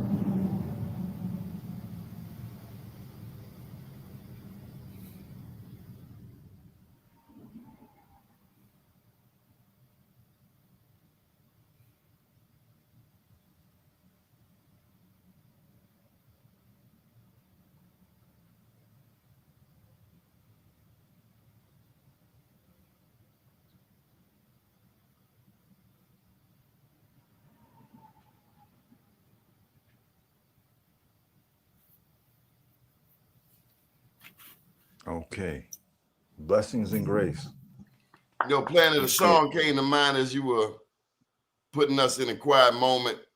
And these are songs I grew up on. I don't know about you, but I've learned to reword them to fit what I now understand.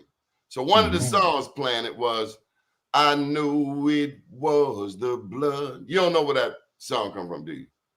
I knew it was the blood. You don't know that, do you? Mafia, you don't know nothing about that. I knew it was the blood that saved me. There you go. Was that now, I had to work with the words. One day when I was lost. Then think about it. So I reworded it. My people died on the cross. I knew it was the blood of our ancestors that allowed for me to be here. Our ancestors that were lynched, the ones that were killed, pregnant mothers, all of that trauma that we come through, and we still come out shining. So I salute you, brothers. Horace, you from Chicago, one of the toughest cities in America. Y'all don't be playing. East Baltimore Mafia, Shakur, Planet Wells, you talk about Hawaii, but you New York all day long. Hannibal James, I still ain't forgave y'all for beating my Ravens. I want you to know we 6-5 right now. I want you to know. Yes, sir. You're gonna see us again. But ain't nothing like a grown man fight, and that's what you get here. And so for all of the brothers who locked up and wish they could have this conversation, for all of the people who are dead who wish they could be here to have this. Absolute. For our children and grandchildren and great-grandchildren, Ashe. I pass it on to Horace Lee IV. Ashe. Yes, sir. And I want to thank you, Donnie, for that remix. Absolute. Yes, sir. Yes, I sir. love them songs. I grew up on them songs, but as I've gotten older, like I can't say the Father, the Son, and the Holy Ghost. I got to say the Father, the Mother, and the Child. That's right. Yes, sir. Yes, sir. Right. That's right, brothers. They took the woman out of our understanding. Yes, sir. They took her out. The Father, the Mother. Oh, that's too much for me. The Father, the Mother, the Child. I can understand that. Yes, sir. Ashe. Ashe. Okay, y'all ready? Mm-hmm. I want to start off with this honors list by giving honor to Prophet Noble Drew Ali, to the great Queen Neitha, to the most honorable Empress Vidayasi, the most honorable Empress Chief Redbird, the honorable Chief Warhorse, and the newest member to this list is Kimba Vita of Congo, Dr. Francis C. Wilson, Dr. Arikana, Sister Shahrazad Ali, the late, great Ashada Shakur, the great Angela Davis, the great Mama T, the great Sister Vicky Dillon, the great Sister Myra, the great Dr. Joy DeGrew, the great sister on YouTube by the name of the Chris, the Honorable Sister Secrete Balance, Honorable Elijah Muhammad, Malcolm Malik El Shabazz, the Honorable Dr. Khalid Abdul Muhammad, the Honorable Dr. Delbert Blair, the Honorable Taj Tariq Bey, and Honorable Dr. G, Honorable Dr. Claude Anderson, the late great Honorable Sun Ra, Patrice Lumumba, Professor P.L. Lumumba, the late great C. Freeman Ill, the Honorable Dr. Martin Luther King, Che Guevara, the most Honorable Dr. Malachi Z. York, Amalia Satila, Julius Malema, President Ibrahim Traore, which is my right-hand man, my other right-hand man, Julius Malema, my other right-hand man, the beloved brother, Barbecue of Haiti, the honorable brother, Bobby Hemmett, the honorable Reverend Phil Valentine, Nellie Fuller, Fred Hampton, Honorable Minister Louis Farrakhan, Anthony T. Browder, Professor James Smalls, Steve Coakley, Billy Carson, 19 Keys, Dan Calloway, Kareem Ahua, Rizza Islam, the legendary Topcast, the late great Dr. Sebi, the late great Leila Ha Africa, the Honorable Yaki Awakening, the most honorable King Randall, the great and honorable brother Doni Glover for providing us with this platform for us to reach our people. The most honorable Planet Wells, to whom we wish a happy birthright. The wise and most honorable brother Hannibal James, the young, wise, and intelligent brother Mafia Sakur, and all of our viewers who are 100% on our team in this monumental indigenous movement here on Turtle Island, without any questions asked whatsoever. Ashe. Horace Lee the Fourth. Horace Lee the Fourth. Horace Lee the Fourth. Peace, my brother. Yes, sir. Yes, sir. Mafia Shakur, you got the final word, Bill. Oh man, I just want to say, if you can't make it to the channel to, grow with us, continue to grow within yourself every day, because you have the keys and the answers to everything that you're trying to unlock with yourself. And when you come and you have the opportunity to share with us, come and share with us, and we can grow together. Please like and subscribe. We would love to have you come on and join us on the show. Planet Wells, how can people get in touch with you? Through Mafia Shakur. Hannibal James, how can people get in touch with you? OurHeritageHub.com. And I'd like to give a shout out to Naya, who be lashing out. She'll be kicking it with us pretty soon. What's that website again? OurHeritageHub.com. You might want to put that in the comments so we can further get that word out there. Mafia? You can reach me on all social platforms, Mafia Shakur. Chief Hars. Yes, sir. At Dog Network on YouTube. And for a final word, I want to say free Jeff Ford, free Larry Hoover, and free my brother Rashad Jamal. Ashe. And Dr. Malachi Z. York. Yes, sir. Yes, sir. Free to God. We'll be back Tuesday evening, 9 p.m. or 9:10 p.m. Good evening, Peace, world. my brothers. Peace. Peace.